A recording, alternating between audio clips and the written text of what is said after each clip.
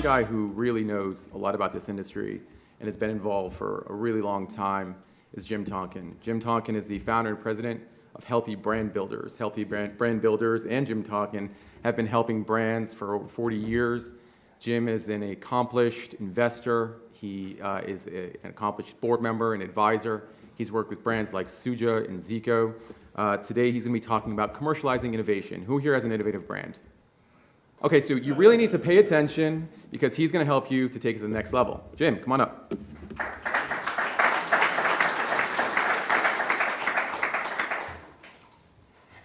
Thanks, Ray. Thank you. You can use any one of these. Okay, perfect. Thank you. Oh, and one other thing. Please hold your questions till the end. Jim will be able to answer all in the last 5-10 minutes. Thank you. So how is everybody? Sunday in Santa Monica. How many of you have seen the movie Roman J. Israel Esquire? Anybody seen it? Oh my God, you guys got to go out and see this movie. I saw it last night. Half the movie was filmed right here at the Santa Monica Pier in this hotel as well. So something that you'll be able to take home with you after you leave. It's with Denzel Washington, a really good film. So thanks, Ray, and thank you, Jeff, if he's still back there.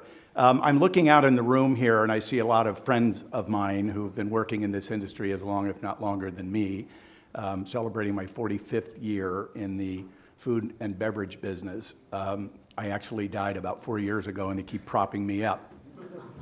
But I love this industry, which is why I haven't gone away. So to some people's dismay, I think they'd love to get rid of me. But the reason I'm here today, and I've done this before for BevNET's Beverage School, is to share some of the experiences that we've had at Healthy Brand Builders. We've helped commercialize over 2,000 brands in 32 years.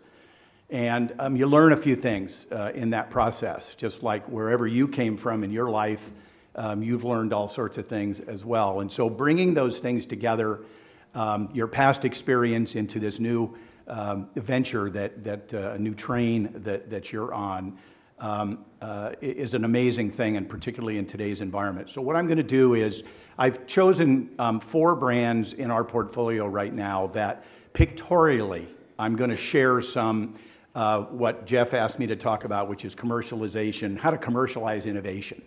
So Ray asked a question a moment ago, how many of you are here with an innovative product? And I think almost everybody, with the exception of the consultants and the attorneys, raised their hand.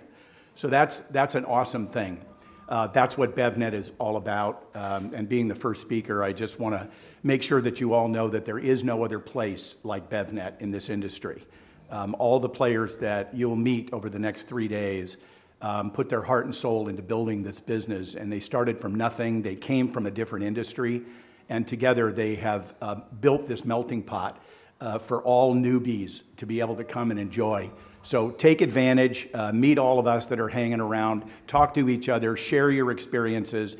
Don't worry about NDAs and all that kind of stuff. Tell me, or I'll tell you, it matters not. Share what's in here and what's in here and see if you can make that connection. So commercializing innovation.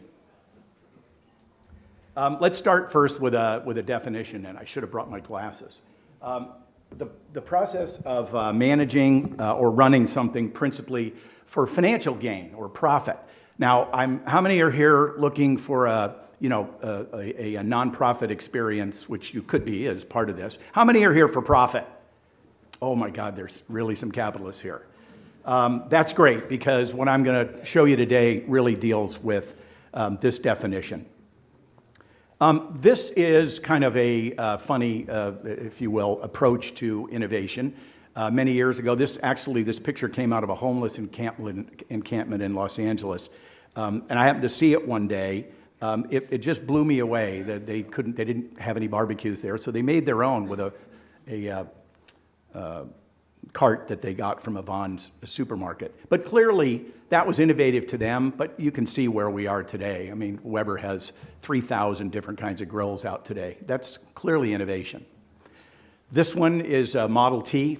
I don't think there's anybody in the room here that probably ever drove one of those, but you may have seen pictures. Oh, you did. Good for you.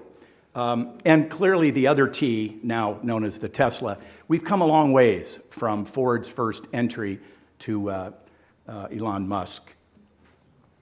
The four clients that I'm going to share with you today are a brand called Blendtopia, which you probably have not heard of. It's an emerging brand out of our portfolio. Immortal. How many of you have heard of Immortal who have been to Expo? Okay, great.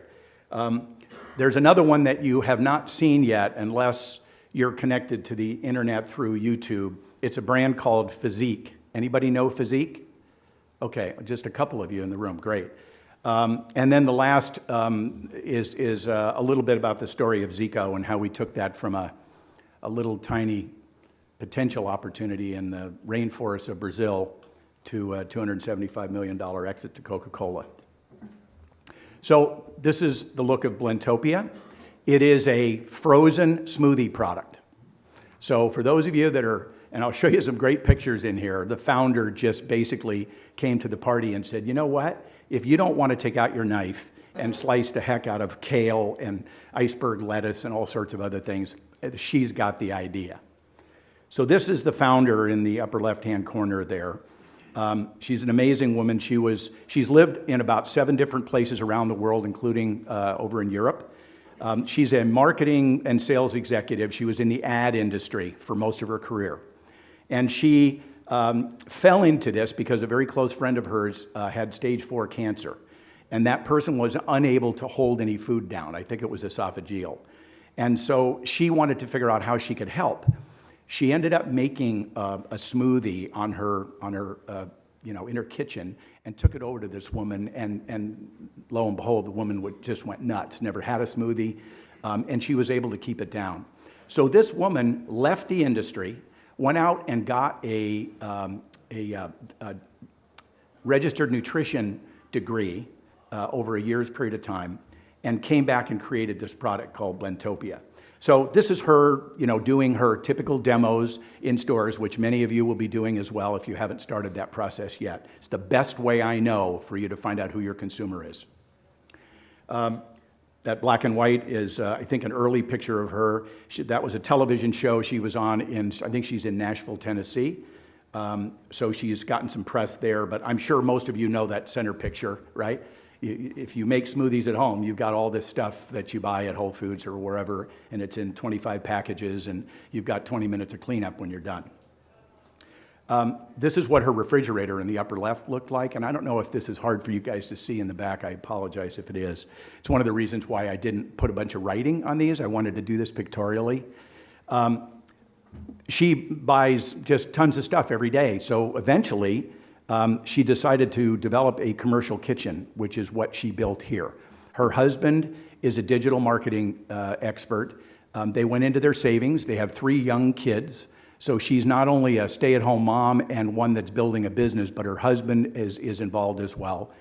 And now she's standing in front of a Whole Foods cooler on the right-hand side, after having a lot of energy come back to her that she was on the right track and that there was white space in the freezer cooler. Nobody had a ready-to-use, fully concocted protein.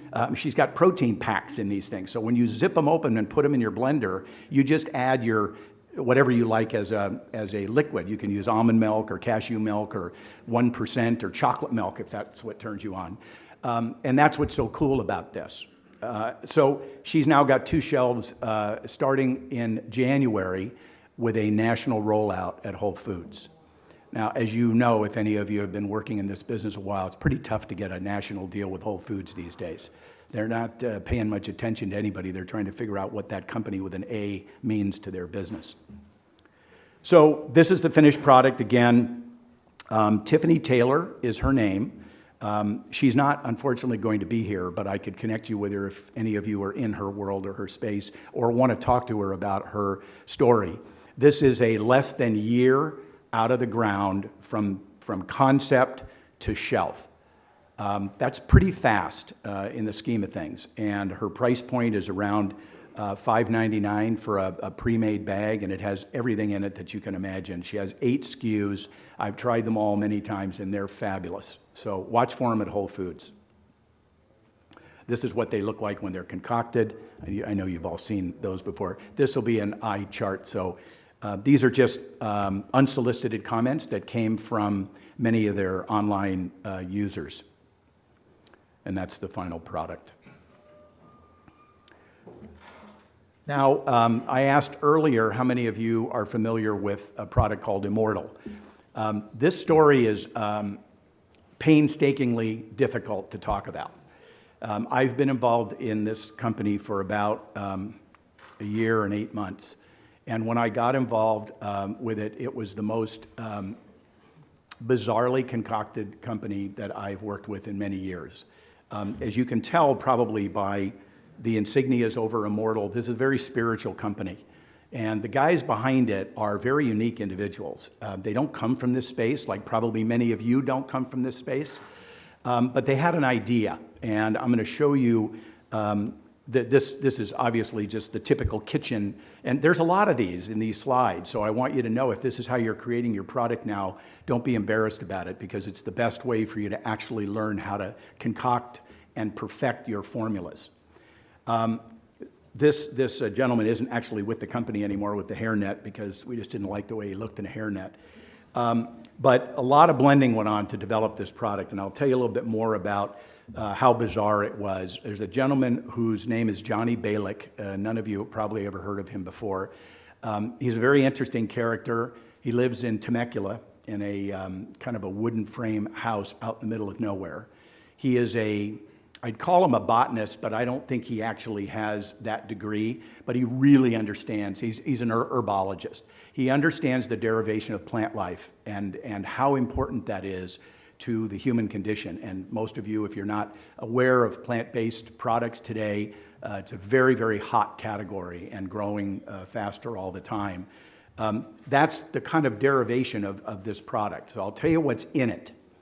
It actually takes more than that blender to make it work. So it started with Johnny's idea of putting rhodiola, maca, and guarana together. Those are 3 natural energy ingredients in deference to, and I hope there's nobody here from Red Bull, but I've been in their offices many times and I tell them this to their face. There's a lot of product, a lot of ingredients in those brands that are not natural. I don't know how many of you can say glucuronidolactone 3 times in a row quickly, but you can't knock the energy business. Those guys are on fire. Monster and Rockstar and all the rest of them, they're huge businesses and they're doing great, but there's an antithesis coming to that business. You're seeing it now in the natural space, even organic energy drinks, and they're nipping at the heels of these big guys, and I love it. I think it's wonderful. So if you take those 3 ingredients, rhodiola, maca, and guarana, and you add to that a triple distilled Arabica coffee, and then you take chia, ground chia seeds, and add that to coconut oil and coconut milk, sparge that with nitrogen, you have Immortal. So there is I think there's a quote on here. Let me come back to that picture and this one too. I don't know if you can see this from the back of the room, and I'm not even sure I can. It says, this stuff is liquid luxury, seriously, and that's from a New York food critic for the New York Times. I will tell you, having consumed this product for the last year and a half, I've never tasted anything like it, particularly with the nitrogen sparge in it. It just froths in your mouth. It is the most amazing tasting product. 10-ounce bottle has 360 calories in it. It's a 5-ounce serving, so there's 2 servings in a bottle. That's 180 calories. That is total decadence, man. But when you're eating and drinking something that's really healthy, like the components of this product, people are willing to do it. So this brand, I think it's the next slide here. I'm just zipping around because I put them in a specific order, which now matters not. Last year, they won Best of Show at Expo, and we didn't even have the product ready. It was in kegerators, which is what we're selling it in right now in the Southern California market. So let me go back here for 1 second. And this is how we started from the kitchen, somebody's kitchen, to this funky little facility out in Camarillo, if you know where that is, just down the 101 here towards the coast. We borrowed a bunch of equipment from a beer manufacturer, a craft beer player. And the guy loved the product, so he rolled over and brought us in and helped us to be able to create this product in its first iteration. Very difficult to do. From that, and I'm fast forwarding now, if any of you have ever been into the Suja plant down in Oceanside, which is something, if you haven't been there, let me know. Be glad to take you down and give you a tour. We ended up hiring the chief operating officer of Suja, who's since left, who's now our COO.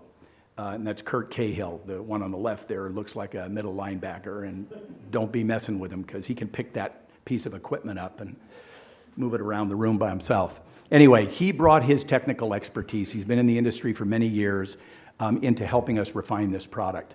So we're pretty much ready for market now. This is kind of what it looks like. This was our test market, and this all happened really prior to bringing out what I'm going to show you in the last slide about Immortal. We went to a bunch of outdoor concert venues, which in Los Angeles are many, and most of you know. We were at Burning Man, we were at Lightning in a Bottle, we were at Coachella.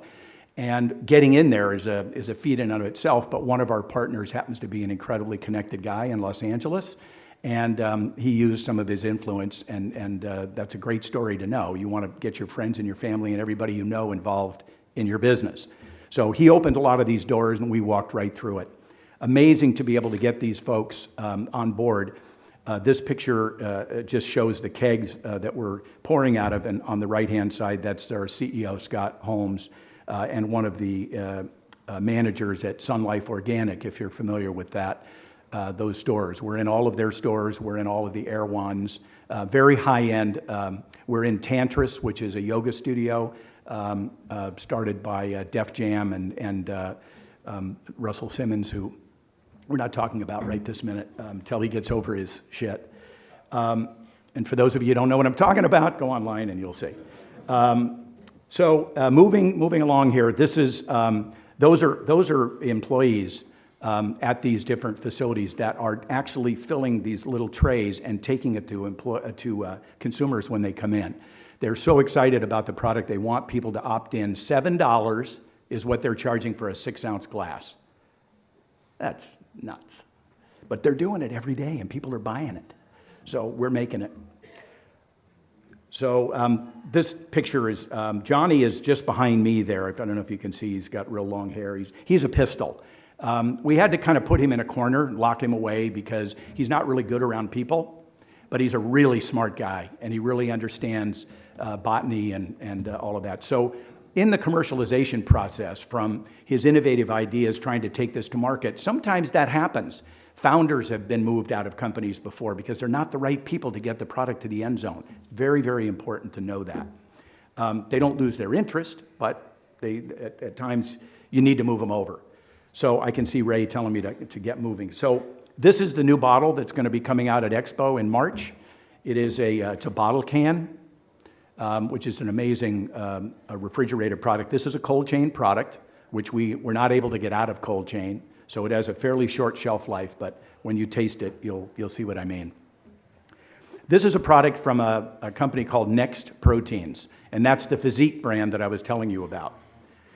I don't know if you can see this from the back of the room or not, but this is kind of David Jenkins' story of success. He was an Olympic runner back in the late 70s, 400 and 800 meter.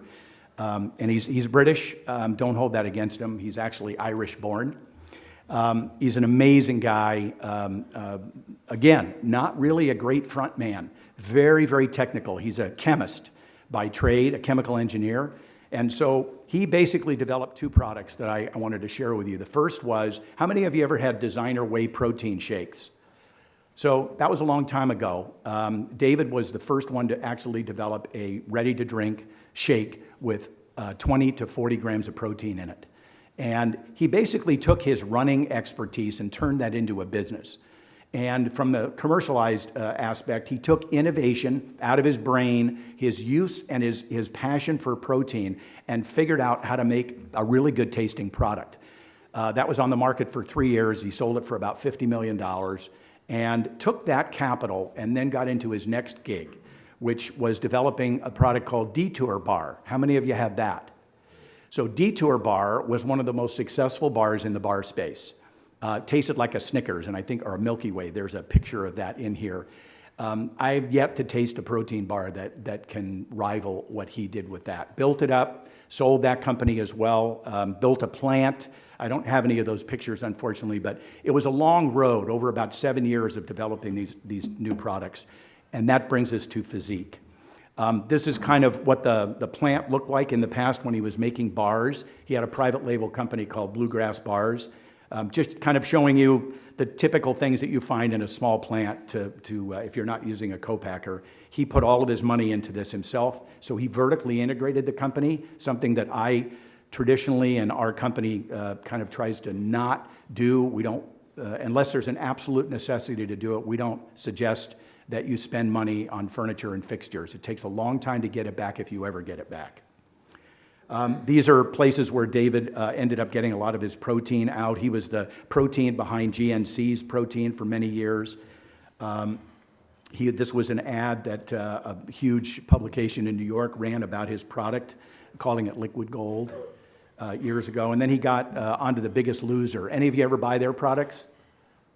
Nope. Okay, so it was his protein, his whey protein isolate that went into all of their product. So he really knows the space. There's the Snickers on steroids. You can't find the product anymore. They bought a company, a private equity firm bought them, and then we don't know what happened to it, but he's living in a nice house up in Del Mar. So I guess he made a little bit of dough. There's the Snickers and Mars protein familiarity. So this doesn't play, unfortunately. I had 2 videos that I wanted you to see, but they're not working for some reason. But he got onto this guy's website, and that's what took Detour to the end zone. Again, just all the places that he ended up getting most of it was word of mouth. He didn't put 1 nickel into advertising. This was all done off the web, people pushing him to get products. So he was selling 12 packs online. A very, very good way to get to people, by the way. He now has about 14 patents, which, as you probably know if you've ever filed a patent, not only takes a long time, costs a ton of money. I'm not specifically one of those that pushes to patent certain things, but because of what he's created in the sparkling protein drink business, which you're going to see shortly, he's going to own this category. There isn't anybody else that's going to be in it because of the patents that he's created. Pretty amazing thing. He has worldwide patents, right? They're going to last 14 more years. So we're talking to a lot of people about this now. This is kind of the market segments that he's after that we actually broke down so that we kind of know where to take this product. And again, this is, if you go onto the website, drinkphysique.com, this video will play. It's pretty freaking amazing, just to show you where they came from. And now we're going to move on to my last one, which is Zico.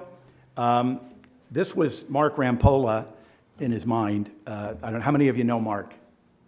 Okay, so Mark Rampolla was the founder of Zico.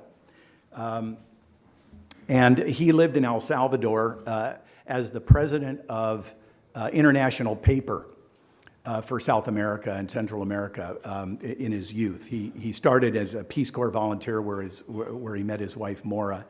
And while they were trying to figure out what to do with their lives after they told him, you're leaving El Salvador, where he had 2 cooks and a driver and lived in a beautiful home and just was living the life, they wanted him to move to Memphis, Tennessee. And I mean, nothing against Memphis. I don't know if anybody's here. But he wasn't going to move from paradise in Central America to Memphis. So he basically told IP to go shove it and took a little hiatus, and he and his wife tried to figure out what to do. And they came upon coconuts. Now, when they came upon coconuts, they couldn't tell the difference between an overmature or an immature coconut. And this is what most people end up doing when they have an idea of what they want to do with their life. You start learning and reading and talking to people, and that's what BevNet does in this group. You're going to learn a lot from each other when you're talking about your brands and your life experiences. So he learned a little bit about the difference between overmature and immature coconuts. The woman here that you see sitting on that rock is Mark's sister. And the reason I'm telling you this story is I said earlier today that friends and family can be intertwined into your business, not only as an investor, but a partner, a supporter. Those are people that are going to be with you through thick and thin.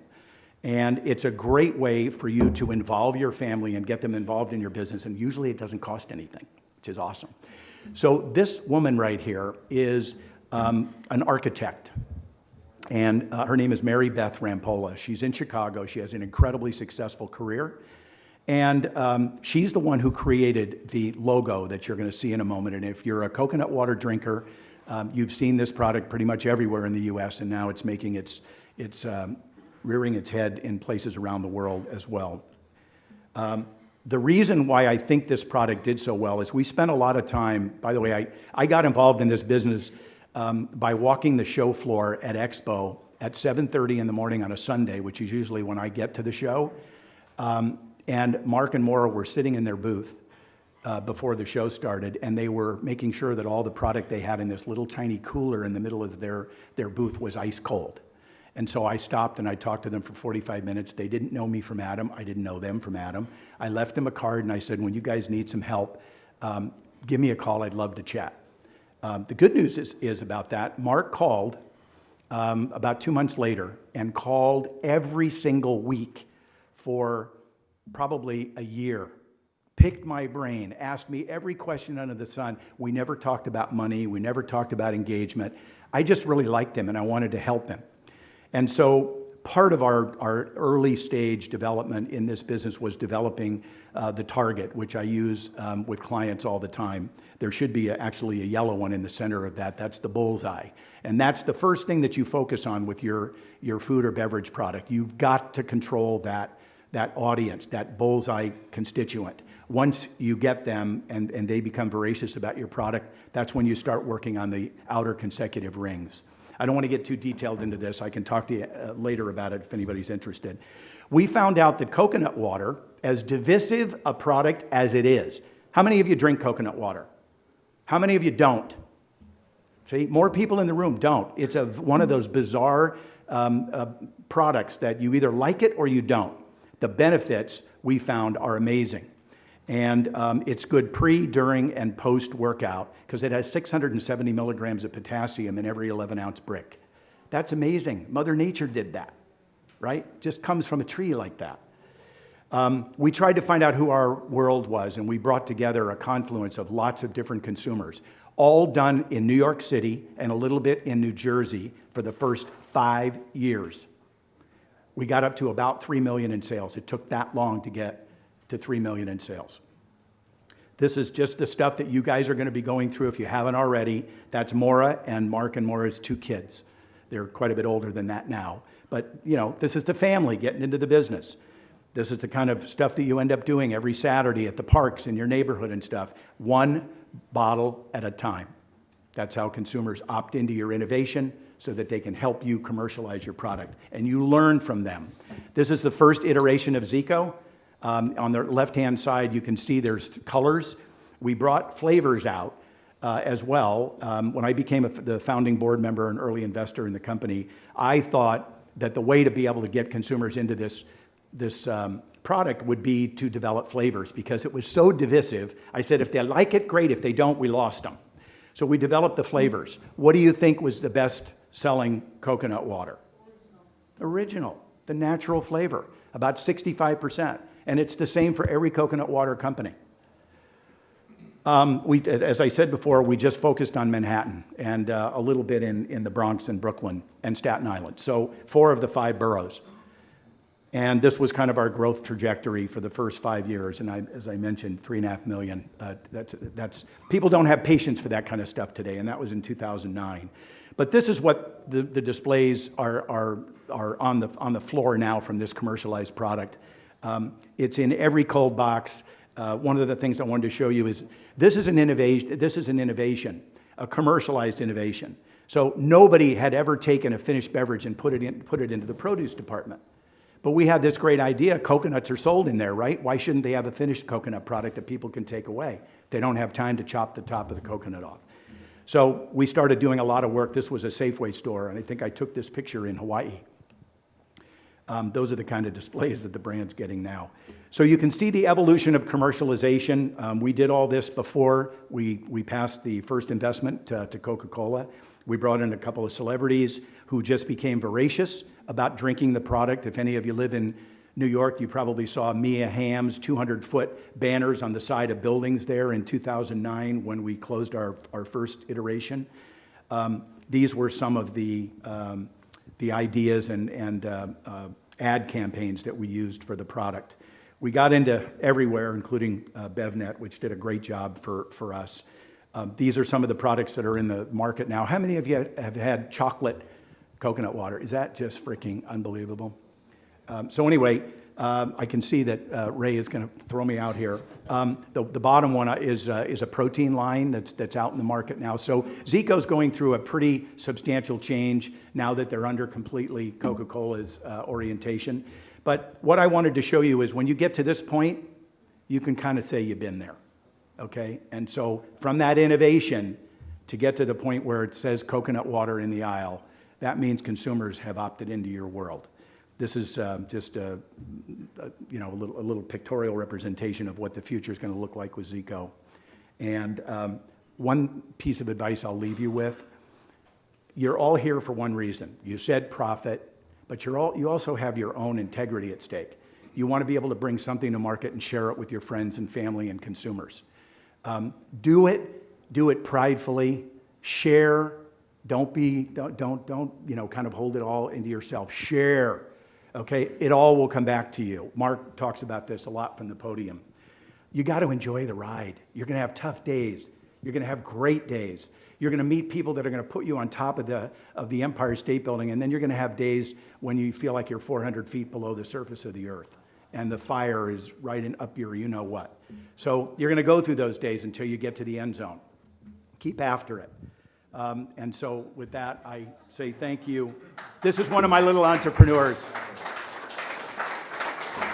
I just want to ask you, Phil. What's that? I just wanted to ask you one quick question, yeah, Jim. sure. So unfortunately, we don't have time for questions from the audience. However, Jim's going to be here today and tomorrow. I suggest you find him out. Obviously, he's a wealth of information. You talked about, finding the investor, finding the co-packer, finding the formulator, the designer. But where do you actually find these guys?